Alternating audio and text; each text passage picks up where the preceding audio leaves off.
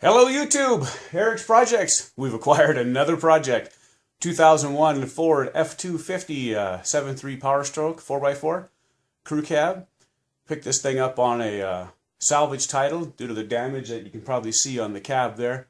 And so we'll be adding this to the list of videos. Today we're going to do a transmission filter change and drain.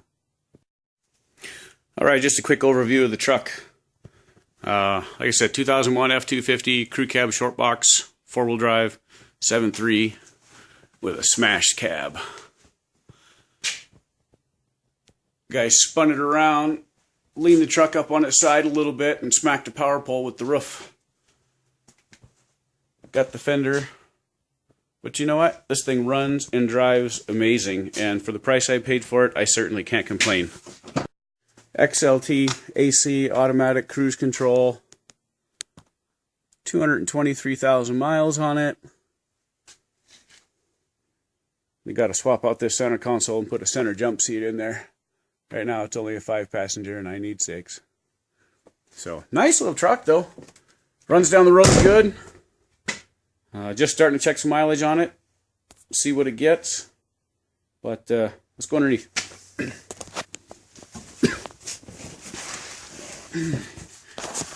Alright, this has got the 4R100 4-speed transmission in it. And being it's the newer style, it's got the drain plug in the transmission pan, which makes it nice. You don't have to drop this whole pan full of fluid, about 8 quarts inside the pan. Popping off the inspection cover there so we can drain the torque converter out, because you want to make sure when you are doing a transmission fluid change, you want to get all that stuff out of the converter too, because there's a whole lot of yuck still hanging up in there, and you don't want that mixing with your new filter and new fluid. So up here, got bolt here, and bolt here on both sides. So you got 6 bolts. This will come off. There's a plug in the converter. Pull that plug, drain everything out. So it's nice that everything's got a drain plug on it. And Ford uses a reusable gasket, I believe, on these pans.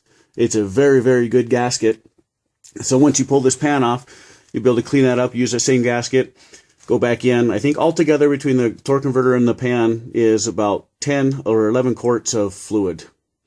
If you do not have a drain plug in your pan, pull all your side bolts out first, then pull your 4 corner bolts out, and then pull these, pull these ones out in the back here. Oh no, the front ones will probably be better. Pull these ones out so the pan will drop down, and then everything will run down into your large pan. A pan that I've used for years. I kind of stumbled across this. I did a bathroom remodel in one of my houses. This is a grout pan for tiling. It's amazing. It's huge. It holds all kinds of fluid. It's heavy duty. When you drain oil and the oil hits the frame and starts running and dripping off various places, this catches most all of it. Go get yourself one of these tile grouting pans or mastic pans, whatever you want to call it. This thing is amazing for doing oil changes and fluid changes. So I'm going to get back to pulling these covers off. All right, cover is off. There is a bolt. Let's see if I can get you to see it here. That one up there. Hokey smokes, man. That's kind of a tough bolt to get to. You're going to need a universal joint on the end of a couple, or a nice long extension. But do not pull that bolt all the way out. It'll be a pain in the butt to get back in. And you don't need to pull it out because the cover has a U-notch. That sure is nice. Thank you, Ford. At least when they put a bolt in a bad spot, they thought about it. So now it's time to spin this converter around until we get to the plug and pull the plug. Okay, torque converter's rolled around. Got the plug there. Gonna take a 7/16 socket and pull that plug and drain the converter.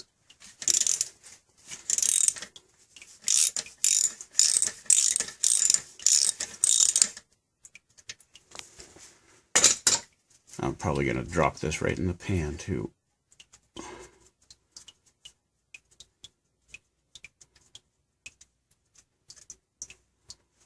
Hey. Thanks to this nice big drain pan, I can get the converter and the transmission pan drain plug. No mess.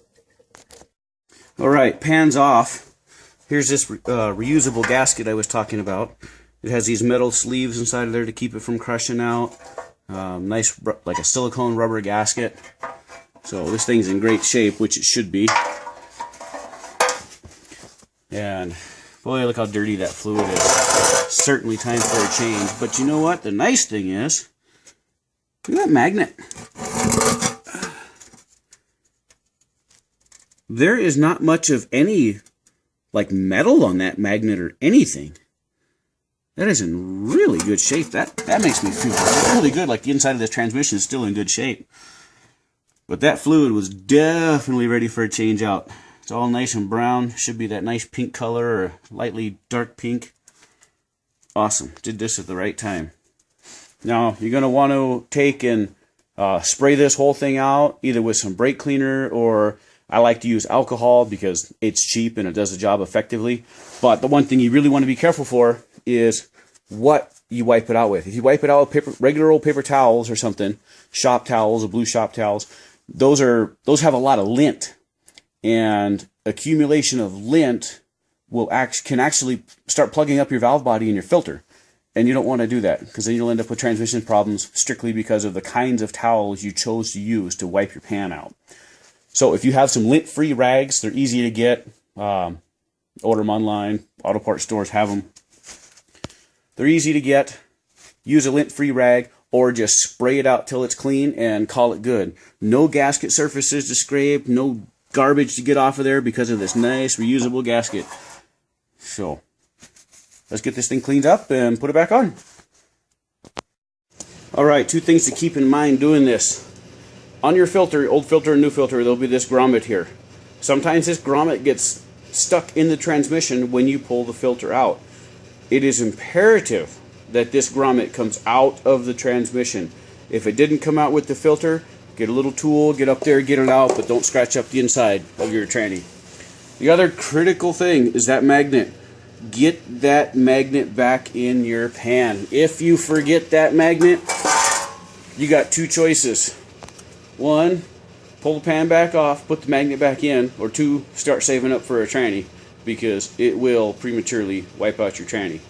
So I'm ready to put this thing back together now. Alright, lesson learned. The last filter I bought just a second ago in the video was from O'Reilly's, 20 bucks, had a metal housing on it, about half the thickness of this one, and it did not fit in the transmission.